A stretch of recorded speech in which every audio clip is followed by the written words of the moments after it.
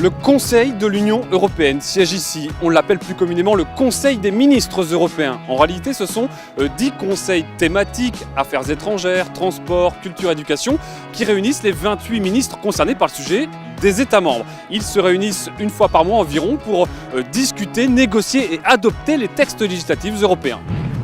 Aujourd'hui, par exemple, il y a un conseil agri-pêche, c'est-à-dire un conseil des ministres, des 28 ministres de l'agriculture et de la pêche de l'Union européenne.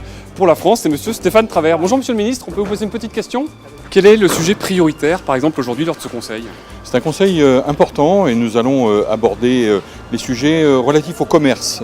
Et vous le savez, la France a proposé un plan d'action dernièrement sur les sujets, notamment celui du CETA. Et aujourd'hui, nous venons rappeler ce que la France souhaite porter en la matière. C'est l'antre du super pouvoir, un conseil des ministres?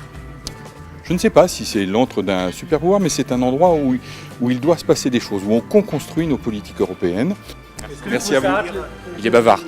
Il est question aussi, par exemple, ici des montants de la PAC ou encore des normes de l'alimentation animale. C'est ici que ça se décide. Et voici la salle du conseil où se réunissent les ministres. Ici, le fauteuil de la France et la réunion est présidée par Thermotam.